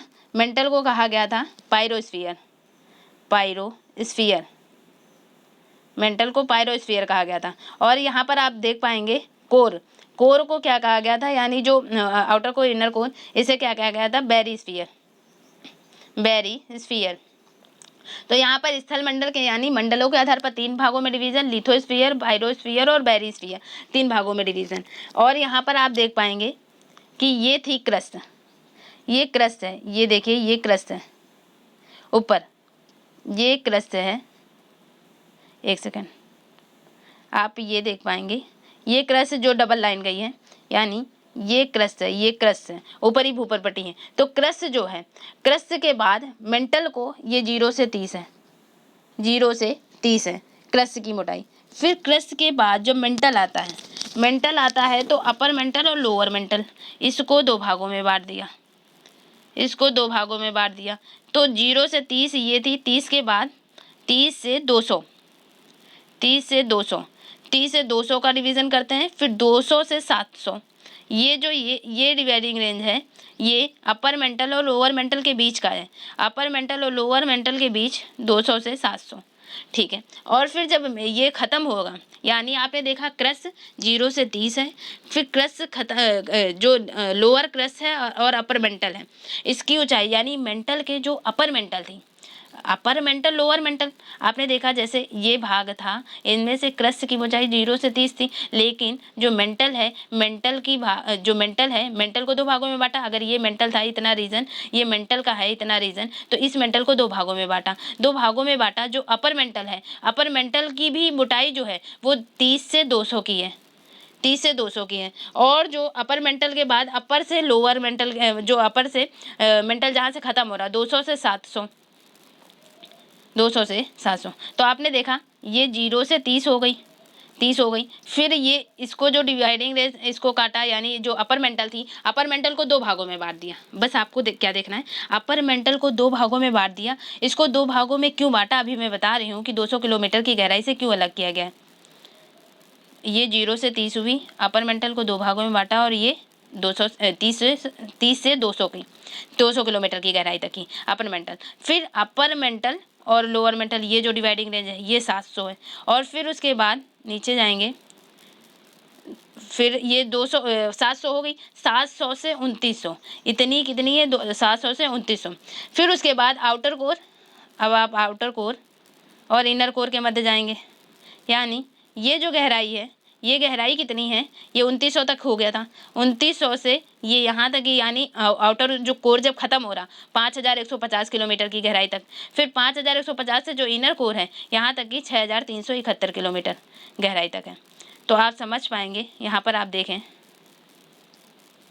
यहाँ पर आप देखें तो आपने देखा ये जो थी, यानी ये जो थी क्रस्ट 0 से 30 थी। फिर 30 के बाद इसको मैंने 2 भागों में बांटा, मेंटल को, अपर जो मेंटल है उसको 2 भागों में बांटा, 2 भागों में बांटा तो उसको 200 किलोमीटर की गहराई तक की है, 30 से 200। जो ये मेंटल की ये रेंज गई है ये 700 किलोमीटर की गहराई तक है। फिर 700 के बाद ये 2900 किलोमीटर, यानी 700 से 2900, ये जो गहराई है ये 700 से 2900 तक की है। फिर 2900 के बाद आउटर कोर से, आउटर कोर जो है, आउटर कोर और इनर के मिड में जो यहाँ तक की है, ये कितनी है, ये गहराई है 5150 किलोमीटर। और ये 150, 5150 से नीचे सेंटर के कोर के निचले भाग तक की, निचले भाग तक की, यानी जो केंद्र सेंटर पॉइंट है, पृथ्वी का केंद्र बिंदु ये है, पृथ्वी का केंद्र बिंदु है, केंद्र बिंदु से बाहर तक की एक जो भाग काटकर अलग किया गया, उसके आधार पर ये परतों का विभाजन बताया जा रहा है कि इतने से इतनी गहराई तक की क्रस्ट बोला जा रहा है, इतने से इतने गहराई मेंटल है, और इतने से इतने गहराई तक की कोर है। उनमें से मेंटल का भाग जो है वो तरल अवस्था में है, क्रस्ट जो है पूरी तरह से ठोस है, कोर भी, ये भाग जो है यानी ये कोर का भाग, कोर भी पूरा ठोस है। 5150 और ये निचली गहराई 6371 किलोमीटर की गहराई तक है। तो ये तो हुआ इसका विभाजन। तो आपने देखा ये 200 वाला रेंज क्यों अलग किया गया। अगर आपसे पूछा जाए कि ये जो अपर मेंटल है, इनसे मध्य 200 किलोमीटर की गहराई में जो भूकंपी लहरों की गति है, ये जो 100 से 200 किलोमीटर की गहराई में भूकंपी लहरों की जो गति होती है, वो भूकंपी लहरों की गति बहुत ही धीमी पड़ जाती है। और जो धीमी पड़ जाती है, इसलिए इसको जोन ऑफ लो वेलोसिटी कहा जाता है। इस भाग को क्या कहा जाता है, निम्न गति का मंडल, निम्न गति का मंडल कहा जाता है। निम्न गति का मंडल यानी zone of low velocity, zone of low velocity, velocity कहा जाता है, जोन ऑफ लो वेलोसिटी कहा जाता है, निम्न गति का मंडल। तो आपने देखा क्रस्ट, आपने देखा क्रस्ट की ऊंचाई, अगर मैं रिमाइंड कराऊं चीज़ों को, तो क्रस्ट देखा आपने, क्रस्ट की ऊंचाई 0 से 30 किलोमीटर तक है। महाद्वीपों पे, महासागरों पे इसकी ऊंचाई कितनी थी? 5 किलोमीटर तक की था। पर्वत श्रृंखलाओं पे इसकी ऊंचाई इसी क्रस्ट की यानी भूपरपटी जो है ऊपरी परत की पर्वत श्रृंखलाएं थी वहां पर 70 से 100 किलोमीटर की मोटी हो जाती है। तो इस क्रस्ट को दो भागों में बांट रहे हैं, इस क्रस्ट को दो भागों में बांट रहे हैं, ऊपरी क्रस्ट और निचली क्रस्ट। ऊपरी क्रस्ट और निचली क्रस्ट, इस क्रस्ट को दो भागों में बांटा, ऊपरी क्रस्ट और निचली क्रस्ट। ठीक है, तो ऊपरी क्रस्ट में देखा जब, तो ऊपरी क्रस्ट में जो पी तरंगें थी, पी तरंगों की गति कितनी थी? 6 किलोमीटर पर सेकंड तक की, 6 किलोमीटर पर सेकंड। और जो निचली क्रस्ट थी उसमें पी तरंगों की गति कितनी थी? 6.9 किलोमीटर पर सेकंड। यानी ऊपर से गति में चेंज हो रहा था, यानी ऊपरी क्रस्ट से निचली क्रस्ट। इसीलिए तो डिसकंटिन्यूटी का क्षेत्र उत्पन्न हुआ, इसीलिए तो असंबद्धता का क्षेत्र उत्पन्न हुआ, जिसे ऊपरी क्रस्ट और निचली क्रस्ट के मध्य जो असंबद्ध क्षेत्र उत्पन्न हुआ उसे क्या कहा गया? उसे कोनराड असंबद्धता कहा गया, कोनराड असंबद्धता। तो आप देख रहे हैं कैसे असंबद्ध क्षेत्र उत्पन्न हुआ, क्योंकि ऊपरी क्रस्ट में 6 किलोमीटर पर सेकंड पी तरंगों की गति है और निचली क्रस्ट में पी तरंगों की गति 6.9 किलोमीटर पर सेकंड है। ऊपरी क्रस्ट का घनत्व जो है वो 2.8 है लगभग, और जो निचली क्रस्ट का घनत्व है वो 3 के आसपास है, 3 के आसपास। तो आप देख रहे हैं घनत्व में अंतर हो रहा है, पी तरंगों की गति में अंतर हो रहा है, तो ये घनत्व में अंतर दबाव के कारण माना जाता है। तो यानी ऊपरी क्रस्ट से निचले क्रस्ट के बीच कुछ असंबद्धता, कुछ डिसकंटिन्यूटी तो पाई गई ना, जिसके कारण ऊपरी क्रस्ट से निचली क्रस्ट में पी तरंगों की गति, घनत्व दोनों में अंतर हो गया। तो कोई ना कोई डिसकंटिन्यूटी वाला क्षेत्र पाया गया, यानी असंबद्धता पाई गई। तो उस असंबद्धता को क्या नाम दिया गया? कोनराड असंबद्धता कहा गया। आई होप आप समझ गए होंगे। ठीक है, कोनराड असंबद्धता। इसी तरह मेंटल वाला है। मेंटल में क्या था? मेंटल को भी दो भागों में बांटा। तो मेंटल को और किस नाम से जान रहे हैं? प्रवाल। तो क्रस्ट का निचला आधार पर क्या है? भूकंपी तरंगों की गति में क्या हो जाती है? अचानक वृद्धि हो जाती है। यानी क्रस्ट तो प्रवेश कर गया, अब क्रस्ट से जैसे ही मेंटल में प्रवेश करते हैं तो क्रस्ट के निचला आधार यानी ऊपरी क्रस्ट, निचले क्रस्ट, दो क्रस्ट को दो भागों में बांटा। तो निचले क्रस्ट से जैसे ही मेंटल में भूकंपी लहरें प्रवेश करती हैं उनकी गति में क्या होगा? अचानक वृद्धि हो जाती है। यानी निचली क्रस्ट में पी तरंगों की गति क्या हो जाती है? ये अभी हम बता रहे हैं 200 रेंज वाली की बात बताएंगे। तो निचली क्रस्ट में क्या हो रहा है? निचली क्रस्ट में पी की गति क्या हो जा रही है? पी की गति 6.9 किलोमीटर पर सेकंड थी, यानी निचली क्रस्ट में पी तरंगों का वेव जो है वो 6.9 किलोमीटर पर सेकंड से की गति थी। अब यहाँ पर जो मेंटल में प्रवेश करेगा, ऊपरी मेंटल में, यहाँ पर इनकी गति क्या हो रही? 7.9 किलोमीटर पर सेकंड, 7.9 किलोमीटर हो जा रही है। तो 7.9 यानी इस तरह से क्या होगा? निचली क्रस्ट और ऊपरी मेंटल के मध्य एक डिसकंटिन्यूटी का क्षेत्र उत्पन्न हुआ। तो ऊपरी मेंटल और निचली क्रस्ट और ऊपरी मेंटल के मध्य जो डिसकंटिन्यूटी का क्षेत्र उत्पन्न हुआ वो उसको क्या कहा गया? तो उसको मोह असंबद्धता कहा गया। क्यों मोह असंबद्धता कहा गया? निचली क्रस्ट और ऊपरी मेंटल, निचली क्रस्ट और ऊपरी मेंटल के बीच जो उत्पन्न हुआ क्षेत्र डिसकंटिन्यूटी, मोह असंबद्धता। क्यों? क्योंकि मोहरोविक एक वैज्ञानिक थे, मोहरोविक द्वारा बताया गया ये असंबद्धता, इसलिए इसको मोह असंबद्धता कहा गया। मोह असंबद्धता की गहराई कितनी हुई? तो मोह असंबद्धता से लगभग जो 2900 किलोमीटर की गहराई, यानी मोह असंबद्धता। तो आपने देखा निचली क्रस्ट और ऊपरी मेंटल, निचली क्रस्ट और ऊपरी मेंटल, इसको डिवाइड करें। अगर ये था निचली क्रस्ट, ये निचली क्रस्ट हो गई थी, ये अगर ये पूरा क्रस्ट था, ये क्रस्ट थी, तो ये निचली क्रस्ट थी और ऊपरी मेंटल। तो निचली क्रस्ट और ऊपरी मेंटल के बीच जो है वो मोह असंबद्धता जो उत्पन्न हुई, तो जो मोह असंबद्धता थी इसे क्या है? इसकी गहराई जो है, इसकी गहराई मोह की जो मेंटल है, मेंटल की ऊपर यानी अपर मेंटल, लोअर मेंटल, तो अपर मेंटल और लोअर मेंटल, मेंटल की गहराई कहाँ तक की होती है? मेंटल 2900 किलोमीटर तक है, 2900 किलोमीटर तक, 30 से 2900 मेंटल है, ऊपर का क्रस्ट 0 से 30 है, मेंटल जो 30 से 2900 है, और कोर 2900 से 6371 है। बस इतना याद रखना। उसके बीच जो डिवीजन हो रहा है, वो डिवीजन जो हो रहा है वो 0 से 30 के बाद 30 से 200 का रेंज एक उत्पन्न हो रहा है। 30 से 200 के रेंज में उसको निम्न गति का मंडल कहा जा रहा है। यानी यहाँ पर आप देख पा रहे होंगे मेंटल में पी तरंगों की गति जो है वो बढ़ गई थी, 7.9 किलोमीटर पर सेकंड हो गई थी। मेंटल में पी तरंगों की गति कितनी हो गई? 7.9 किलोमीटर पर सेकंड। तो 7.9 किलोमीटर यानी पी तरंगों की गति बढ़ गई। तो इससे देखा कि निचली क्रस्ट और ऊपरी मंडल में एक असंबद्ध क्षेत्र उत्पन्न हुआ जिसे मोहुआ असंबद्धता कहा गया। तो मोहुआ असंबद्धता की गहराई हम जानते हैं कि 2900 किलोमीटर तक की गहराई तक मेंटल का पूरा विस्तार है। तो इससे क्या निष्कर्ष निकला कि जो मेंटल है, जो मेंटल वाला पार्ट है वो मेंटल यानी आप यहाँ देखेंगे अपर मेंटल और लोअर मेंटल यानी जो ये भाग है इसका 83% भाग जो है कुल आयतन का यानी पृथ्वी के कुल आयतन का देखा जाए तो पृथ्वी के कुल आयतन का 83% और जो द्रव्यमान है वो द्रव्यमान 68%। पृथ्वी के कुल आयतन का द्रव्यमान जो मेंटल का भाग है वो मेंटल का भाग पृथ्वी के कुल द्रव्यमान का 68% है और जो आयतन है वो पृथ्वी के कुल आयतन का 83% है। यानी सबसे ज़्यादा रेंज जो है वो मेंटल के अंतर्गत आ रहा है।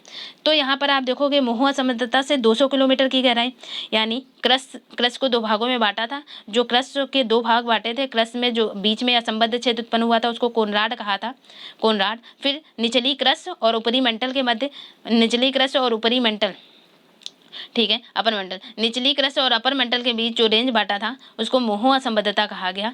तो मोहुआ असंबद्धता से 200 किलोमीटर की जो गहराई थी, मोहुआ असंबद्धता से 200 किलोमीटर की गहराई का भाग और फिर 200 से 700, मोहुआ असंबद्धता 200 से 700 से 2900 आप देखेंगे 2900, ये 700 और ये जो इनके बीच में मिडिल में खींची गई है ये क्या है, ये 200। तो आप देखेंगे जो मोहुआ असंबद्धता यानी इसको मोहुआ असंबद्धता कहा गया, ये जो रेंज है इसको मोहुआ असंबद्धता कहा गया। और तो मोहुआ असंबद्धता से 200 किलोमीटर की गहराई का जो भाग है फिर 200 से 700 किलोमीटर और 700 से 2900 किलोमीटर का भाग डिवीज़न जो रेंज है। तो ऊपरी भाग में क्या देखेंगे, ऊपरी मेंटल में यहाँ पर जो आप देख पा रहे होंगे अपर मेंटल, तो अपर मेंटल में क्या देखेंगे कि 100 से 200 किलोमीटर की जो गहराई है इसमें भूकंपीय लहरों की गति धीमी पड़ जा रही है। तो यहाँ पर जो धीमी पड़ जा रही है इसलिए इसको क्या कहते हैं, निम्न गति का मंडल। यानी अपर मेंटल जो है यहाँ पर 200 से 700 वाला जो रेंज है वहाँ पर इसको क्या कह रहे हैं, निम्न गति का मंडल या जोन ऑफ लो वेलोसिटी का क्षेत्र कहा जा रहा है। तो यहाँ पर ऊपरी मेंटल और निचले मेंटल के बीच घनत्व संबंधी जो असंबद्धता है उसको क्या कहा जा रहा है, उसको रेपेटीय असंबद्धता कहा जा रहा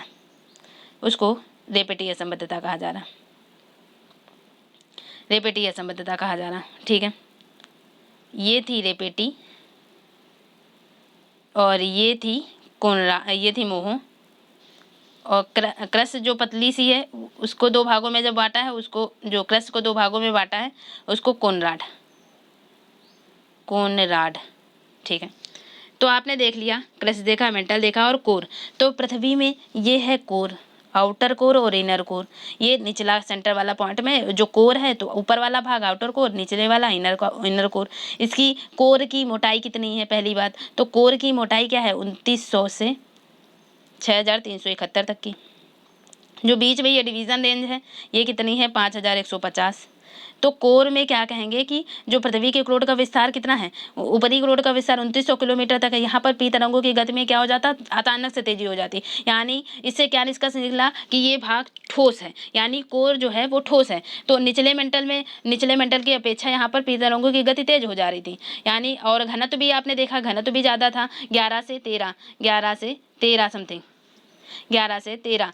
तो यहाँ पर आपने घनत्व भी देखा 11 से 13 जो ग्राम पर सेंटीमीटर क्यूब, यानी यहाँ पर घनत्व भी ज़्यादा हो रहा है और इनकी गति भी ज़्यादा हो जा रही है। गति और घनत्व दोनों ज़्यादा होने के कारण यहाँ पे भी एक असंबद्धता उत्पन्न हो गई और यहाँ पर जो असंबद्धता उत्पन्न हुई यानी मेंटल खत्म हो रहा है और कोर स्टार्ट हो रहा। तो यहाँ जो असंबद्धता हुई उसे गुटेनबर्ग असंबद्धता कहा गया, गुटेनबर्ग। और इन दोनों के मध्य जो ये रेंज है यहाँ पर लेहमैन असंबद्धता है, डिसकंटिन्यूटी का क्षेत्र। और इसको बांटा कैसे गया, तो आउटर कोर और इनर कोर, यानी आउटर कोर और इनर कोर, बाह्य क्रोड और आंतरिक कोर।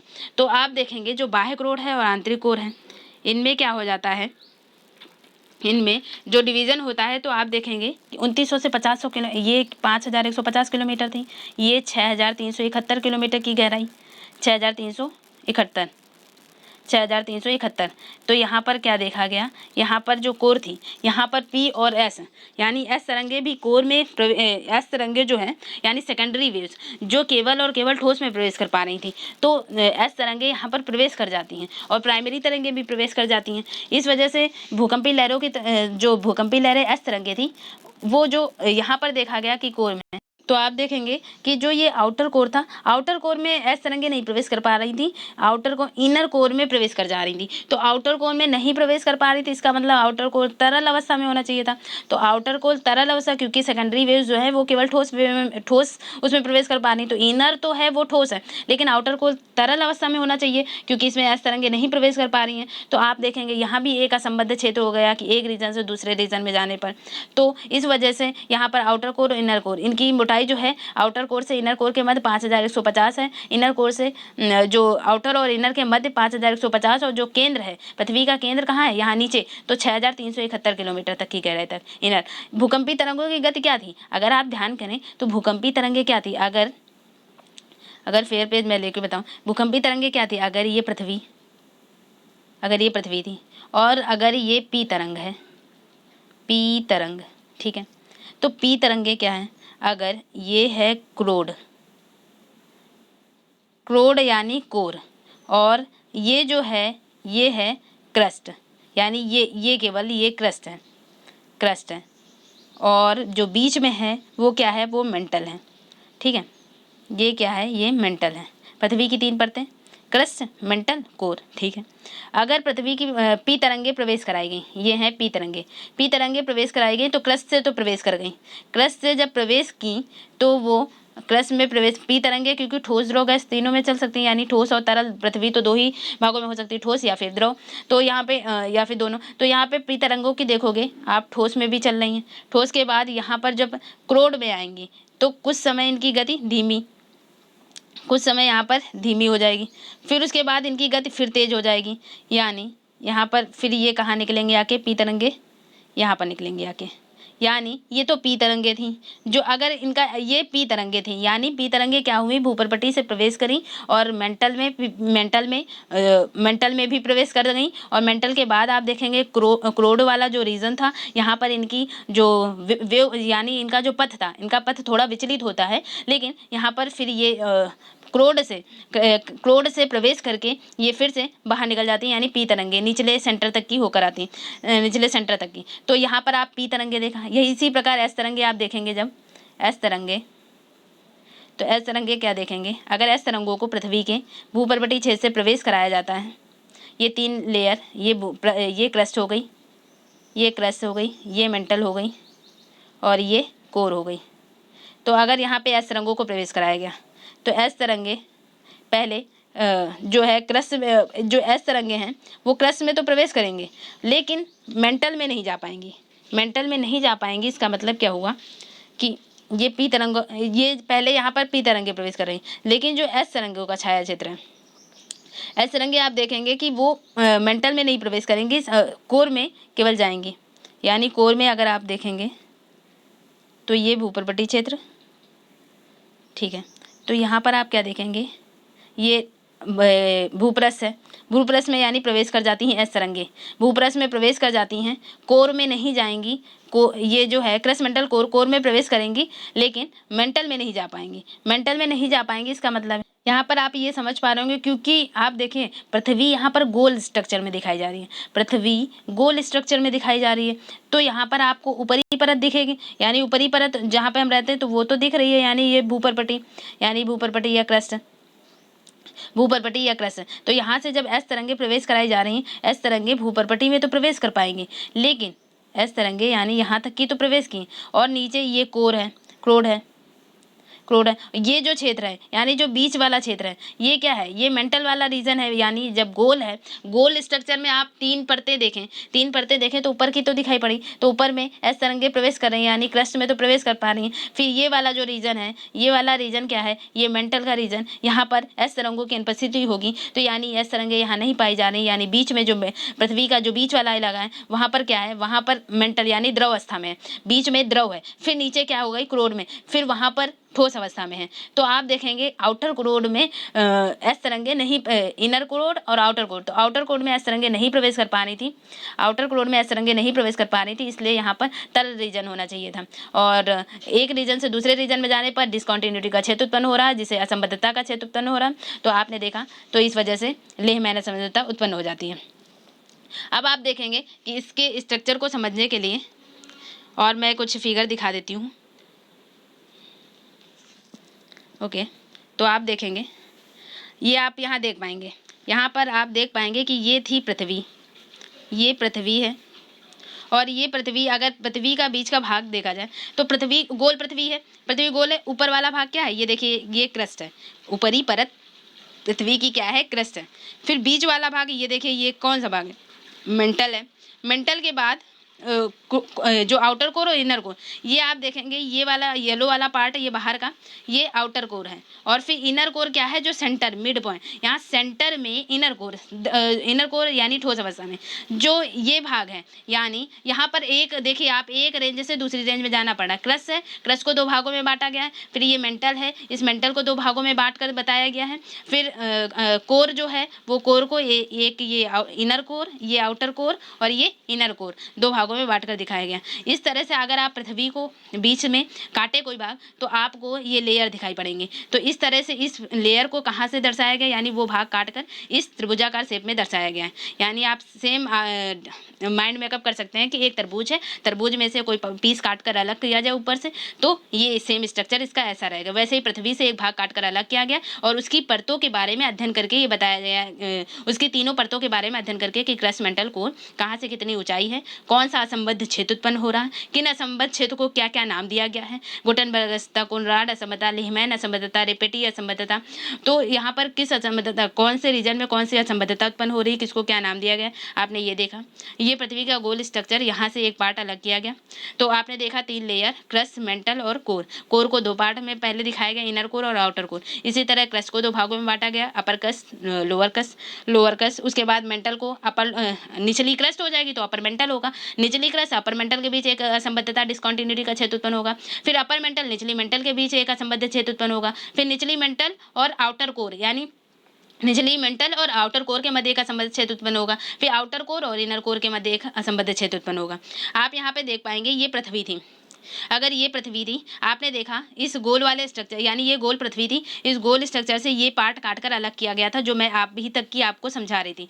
तो ये पार्ट काटकर अलग किया गया था और इसकी लेयर के आधार पर ये देखिए, एक लेयर और ये लेयर। तो ऊपर वाली जो लेयर थी उसको भूपरपटी कह दिया गया, भूपरपटी कह दिया गया। जो बीच में ये लेयर हुई येलो वाली, इसको मेंटल कह दिया गया, मेंटल कह दिया गया। और जो ये रीजन हुआ, इस रीजन में इसको 2 पार्टों में, ये आउटर कोर हो गई, आउटर कोर, और फिर ये इनर कोर। तो आप देखेंगे, ये देखिए इसका डिवीज़न, ये हुई, ये सेंटर पॉइंट हो गया। सेंटर पॉइंट यानी आखिरी बिंदु। तो पृथ्वी का अगर बीच से बीच गोले से, यानी पूरी पृथ्वी गोल है, गोल से अगर नीचे से काटा जाए तो नीचे वाला भाग क्या होगा, 6371 किलोमीटर गहराई पर। और अपर ये जो भाग है वो कहाँ से है, 0 से। तो ऊपर से नीचे की ओर जब काटा, आप देख पा रहे होंगे ये स्थल मंडल, यानी हमारी पृथ्वी, पृथ्वी पर ही तो सारे, अगर आपको ये पूछा जाए क्षोभ मंडल, समताप मंडल, मध्य मंडल, आयन मंडल और वायुमंडल, ये जो मंडल है ये कहाँ है, ये जो पृथ्वी की भूपरपटी है, ये पृथ्वी की भूपरपटी ऊपरी सतह है। ऊपरी सतह पर जो सारी मौसमी घटनाएं कहाँ हो जाती हैं, हमारी क्षोभमंडल में होती है सारी मौसमी घटनाएं। यानी जो पृथ्वी से, जहाँ पर हम लोग रह रहे होते हैं, जो मंडल पाया जा रहा है, यहाँ पर सबसे जितनी मौसमी घटनाएं, बरसात हो गया, या जितनी भी मौसमी घटनाएं, आंधी, तूफान, बारिश, तो ये कहाँ पे घटित हो रही, ये क्षोभमंडल में घटित हो रही। उसके ऊपर का जो रेंज है वो समताप मंडल में आता है। उसके बाद समताप मंडल, मध्य मंडल, आयन मंडल और वायुमंडल, ये जो 5 मंडल है वो भूपरपटी से ऊपर, यानी पृथ्वी तल से ऊपर के ऊपर को जो रीजन है, वायुमंडलीय रीजन, उसको मंडलों में विभाजित किया गया। तो ये 5 मंडल हो जाते हैं। यहाँ पर आपने जब पृथ्वी के नीचे गए तो उसमें 3 परतों का विभाजन किया गया। तो जो 3 परतों का विभाजन हुआ, ये देखिए आप देख सकते हैं, ये क्रस्ट है, ये क्रस्ट है। फिर क्रस्ट के बाद ये मेंटल है और ये कोर है। तो क्रस्ट की मोटाई आप देखें 0 से 30, ये क्रस्ट। और अगर आप कोई पीस काटते हैं गोले से, तो आप देखेंगे उसकी, अगर तरबूज से भी कोई पीस काट कर अलग किया था तो ऊपर एक लेयर दिखाई पड़ेगी, एक किनारे साइड की भी तो लेयर दिखाई पड़ेगी। ये साइड की लेयर, वही साइड की कितनी मोटाई है, मोटाई तो दर्शा रही है, तो ये मोटाई दर्शा रही है। तो आपने देखा ये क्रस्ट था, ये क्रस्ट था। उसके बाद 0 से 30 किलोमीटर की क्रस्ट थी। तो क्रस्ट को, ये देखिए, क्रस्ट को 2 भागों में बांट दिया। जब क्रस्ट को इसके मध्य एक रेंज, ये जो क्रस्ट थी, ये क्रस्ट आप देख पा रहे होंगे, ये क्रस्ट, ये जो ग्रे कलर की क्रस्ट देख पा रहे होंगे। तो इस क्रस्ट को 2 भागों में जब बांटा गया, तो जो 2 भागों में बांटा गया, एक असंबद्ध क्षेत्र उत्पन्न होगा, जिसको क्या कहा गया, कोनराड असंबद्धता। ठीक है, कोनराड असंबद्धता। और लेकिन क्रस्ट की मोटाई कितनी है, क्रस्ट की मोटाई है 0 से 30 किलोमीटर की ही। और 0 से 30 किलोमीटर किलोमीटर की गहराई है, उसमें से बीच में जो एक पार्ट काटकर अलग किया गया यानी अपर क्रस्ट और निचली क्रस्ट, जो अपर क्रस्ट और निचली क्रस्ट का भाग काटकर अलग किया गया उसको क्या नाम दिया गया, कोनराड असंबद्धता। फिर अगर जब यहाँ से एक रेंज खींच दी गई और ये अपर क्रस्ट हो गई, ये लोअर क्रस्ट हो गई, फिर लोअर क्रस्ट और अपर मेंटल, ये लोअर क्रस्ट हो गई और अपर मेंटल के मध्य एक असंबद्ध क्षेत्र उत्पन्न हो गया, उसको क्या कहा गया, मुहुः असंबद्धता। फिर अपर मेंटल और लोअर मेंटल के बीच एक असंबद्ध क्षेत्र उत्पन्न होगा, ठीक है, अपर मेंटल और लोअर मेंटल के बीच असंबद्ध क्षेत्र उत्पन्न होगा, उसको क्या नाम देंगे। फिर उसके बाद आप देखेंगे कि अपर मेंटल, तो आप देखेंगे कि ये जो अपर मेंटल और लोअर मेंटल के बीच असंबद्ध क्षेत्र उत्पन्न हो गया, तो इसको क्या कह रहे हैं, रेपेटी असंबद्धता, रेपेटी असंबद्धता कह रहे हैं, अपर मेंटल और लोअर मेंटल। फिर आप देखेंगे अपर मेंटल और लोअर मेंटल के बीच 700 किलोमीटर की गहराई तक की, फिर 700 से 2900 किलोमीटर, 2900 से ये मेंटल खत्म हो जाता, और जहाँ से ये मेंटल खत्म हुआ यानी लोअर मेंटल और अपर कोर, ये वाला कोर हो गया, तो लोअर मेंटल, ये क्या हुआ, लोअर मेंटल और अपर कोर के मध्य कौन सी असंबद्धता, गुटेनबर्ग असंबद्धता। फिर आउटर कोर और इनर कोर, ये हो गई आउटर कोर, ये इसकी ऊंचाई हो गई, तो आउटर कोर यानी बाह्य कोर और इनर कोर, बाह्य कोर और इनर कोर के मध्य जो असंबद्ध क्षेत्र होता है वो लेहमैन असंबद्धता हो गई, ठीक है। तो आपने देखा कि ये था कोर, इतना क्या है, कोर है, कोर को दो भागों में डिवाइड किया, जो असंबद्ध क्षेत्र उत्पन्न हुआ उसे लेहमैन कहा। ये था मेंटल, मेंटल को दो भागों में डिवाइड किया, जो असंबद्ध क्षेत्र उत्पन्न हुआ उसे क्या कहा, रेपेटी असंबद्धता। और जो ये कोर था, कोर ऊपर 0 से 30 ये कोर था, इसको दो भागों में बांटा और उसको क्या नाम दिया, कोनराड, ठीक है। फिर आपने देखा कि जब एक एक रेंज अलग हो रही तो कोर से मेंटल में प्रवेश करने के लिए मुहुः असंबद्धता, मेंटल से ये देखिए मेंटल से कोर में प्रवेश करने के लिए जो असंबद्ध हुआ वो गुटेनबर्ग असंबद्धता। आई होप आपको समझ में आ गया होगा। आपने यहाँ पर पूरी तरह से साफ स्ट्रक्चर भी देख लिया, ये पृथ्वी की परत से काटा हुआ भाग है, ये आपने देखा। फिर उसके बाद आप यहाँ पे भी ये देख पा रहे होंगे कि ये देखिए ये पृथ्वी से ये ऊपर वाला ये क्रस्ट था, ये क्या हुआ, ये क्रस्ट के बाद ये क्रस्ट की जो परत बनी आकर के, यानी ये जो इसको हमने काट कर अलग किया, तो ये क्रस्ट भाग जो है वो 0 से 100 किलोमीटर गहराई दिखाई जा रही है, तो 70 से 100 किलोमीटर पर्वत श्रृंखलाओं पे गहराई है। इसकी क्रस्ट की मोटाई जो है हर जगह अलग अलग थी, महाद्वीपों पर 0 से 30 किलोमीटर, महासागरों पर 5 किलोमीटर की गहराई और पर्वत श्रृंखलाओं पर 70 से 100 किलोमीटर की गहराई। तो आपने देखा ये 0 से 100 किलोमीटर की गहराई। फिर आपने देखा लिथोस्फीयर और बैरिस्फीयर, रेसेंट स्फीयर, जो लिथोस्फीयर, बैरिस्फीयर और जो पहला था लिथोस्फीयर, दूसरा पायरोस्फीयर और तीसरा बैरिस्फीयर, ठीक है। तो यहाँ पे क्रस्ट, मेंटल और आउटर कोर, इनर कोर, ये आउटर कोर है, ये आउटर कोर और ये इनर कोर को आप देख रहे होंगे सॉलिड है, आप देख पाए यहाँ पे आप समझ गए होंगे। ये देखें इनर कोर सॉलिड है, यानी इनर कोर क्या है, सॉलिड है, जबकि आउटर कोर क्या है, आउटर कोर लिक्विड है। यही तो कारण था कि आउटर जब कोर में प्रवेश जो एस तरंगे जो हैं यहाँ पर प्रवेश नहीं कर पाई हैं, इसका मतलब ये तरल अवस्था में होना चाहिए था, यानी तो यही रीजन था कि आउटर कोर क्या है, आउटर कोर लिक्विड है लेकिन इनर कोर सॉलिड है, ठीक है। आउटर कोर लिक्विड है, इनर कोर सॉलिड है। और आपने देखा मेंटल तो द्रवावस्था में है ही, यहाँ पर इस तरह के प्रवेश नहीं कर पाई। और ऊपर का जो भाग था क्रस्ट जो है लिथोस्फीयर वाला जो रीजन है वो ठोस है पूरी तरह से। आई होप आपने पूरी तरह से साफ इसका स्ट्रक्चर देखा और आपने समझ भी लिया, ठीक है। आपको सेशन अच्छा लगा हो तो आप एंजॉय करें और मतलब आप लाइक करें, कमेंट करें, शेयर करें, और आपको अच्छा लगा हो तो शेयर ज़रूर करते रहें। ये ओके दोस्तों, थैंक यू दोस्तों, like comment and share, subscribe करना ना भूलें, बेल आइकन को प्रेस करें। आई होप आपने सेशन को एंजॉय किया ज़रूर होगा। ओके दोस्तों, थैंक यू। इसके बाद हम लोगों का नेक्स्ट टॉपिक क्या होगा, इसके बाद हम लोगों का नेक्स्ट टॉपिक होगा महासागरीय नितल की उत्पत्ति, यानी वेगनर का महाद्वीपीय सिद्धांत वगैरह पढ़ेंगे हम लोग। ओके दोस्तों, ठीक है, थैंक यू।